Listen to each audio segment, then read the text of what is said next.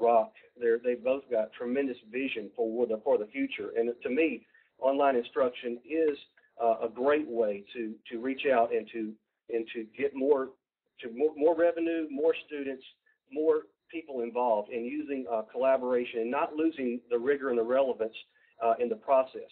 I don't want to be associated with a watered down program. I want it to be excellent and have our students well prepared for their careers.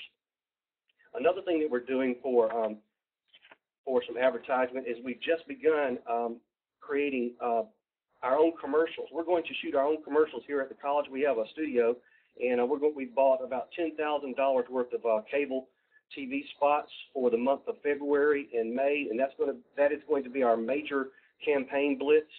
We are really pushing this program those 2 months, and we're hoping to get our goal is anywhere from 75 to 100 new students in our program in 2010, and I think that can be done through the help of our college here with our studio, and we think that these spots are going to be excellent. They're not just going to be a talking head. We're using some really creative, neat stuff, and it's really been a lot of fun. I've really enjoyed it because of the learning curve, like I was saying, but the new technology has just been tremendous.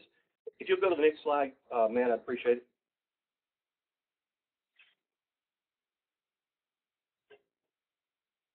And yeah, here it is. I was talking to one of my cohorts here, Dr. McCormick, and we were talking about a 100% increase, but we started out with 8 to 12 students, and now we're running almost 38 students this semester. So in 3 semesters, we've gone from 8 to 38. So I would say that that's probably more than a 100% increase. It's more like maybe 200 or 300% increase. One thing that's brought is more revenue. We've actually got more funding for technology, more funding for advertising, like I mentioned a while ago. Recently, we were able to take some of the money that we've earned on the online program from getting the new students, and we were able to purchase laptop computers, new laptop computers for several of our instructors. All of our instructors now in the online program have their own laptops, and then we also got the flip cameras, and then we also got another digital camera for each of them to use and to take out and use whenever they need to. And so it's been quite a lot of fun. And like I mentioned earlier, here's our website. It's called it's really easy. It's www.csuleader.com, and that's Columbus State, not Chico State, but it's Columbus State University. And we'd love to have you visit us. And I would be glad to entertain any questions if anybody has any questions for me at this time. All right, so first, Gary, excellent job. Actually, Gary, if you can unlock your talk for 1 second, that'd be great. Okay, thanks, Gary.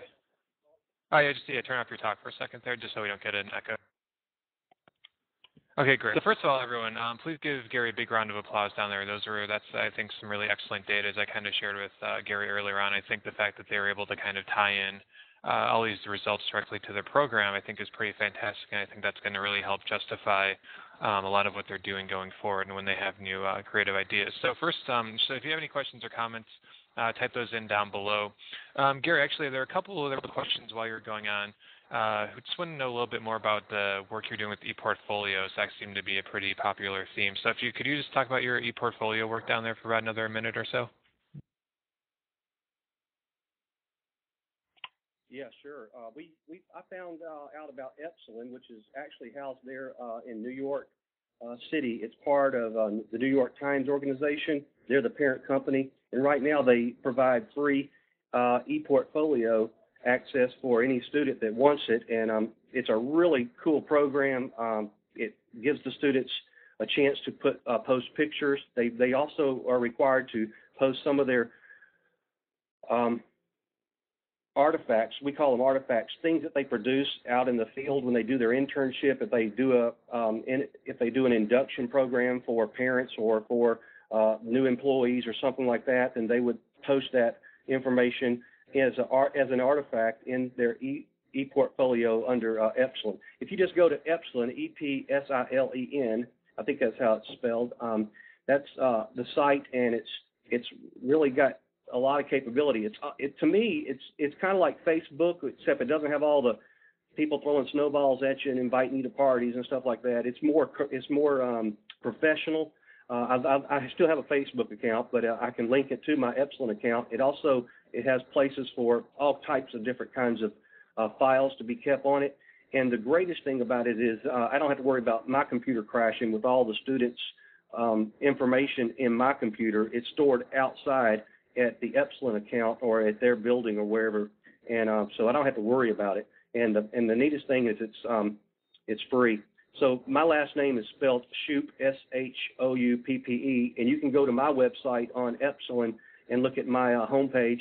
It's real easy to edit, and I actually did a Wimba session with the students at the beginning of one of the main courses that we teach called Seminar, and I told them about how we walked them through how to develop their Epsilon portfolio and how they sign up for it. And I think I'd take a good look at it. But one thing that we can do is you can link to each of the portfolios of the students in your class through your Blackboard, because Blackboard provides links, and you can just add that link in there, and you can just click on it and they go to it. One of the fun things I did with the Cougar, we call it Cougar View here, but it's actually called Blackboard. One of the fun things I did was I had the students go out and read each other's e-portfolio bios and resumes, and I created this type of scavenger hunt to get more engagement and involvement by them getting to know their classmates, because, of course, we don't meet face-to-face in a classroom, so I wanted them to know who they were talking about and who they were meeting, so and who was in their class. So I created a little quiz or some questions for them, and there was about 30 or 40 questions. They had to go through and find the different answers, and many of them told me how much fun they enjoyed it. One of the greatest response I got, Matt, going back to Wimba, was the students actually were given a survival case study to demonstrate some of their leadership skills, and some of the students that got involved in that Wimba session where they actually were solving a case study on how to survive a plane crash in the desert somewhere, they really enjoyed that. And as I began to look at their e-portfolios, I preview them on periodically to see how they're doing and how they're logging their hours and such with their internship. And one of the things one of the students said was how much that was one of the first times he had ever done or was engaged in a activity online where it was group work, and he really enjoyed that. He just talked about how much that meant to him, and that was in his reflection, and he shared that reflection in his e-portfolio. Okay, so thanks, Gary. That's really some terrific stuff, so I definitely appreciate it. So I think, by the way, as I mentioned in the chat box, I hope for those of the students who had to work on a case study about being on a plane crash in the desert, I hope they don't have to come to that. So I hope they don't have to implement that into real life. Okay, everyone. So Rebecca, it's Shouppe. All right, so you can feel free to continue to chat. What we're going to do now is try to go back to Cliff once more. And just because obviously we want to appreciate what he's done to put this together. So, Cliff, hopefully you've gotten your audio squared away there a little bit. And Gary, if you can stick around for a few minutes.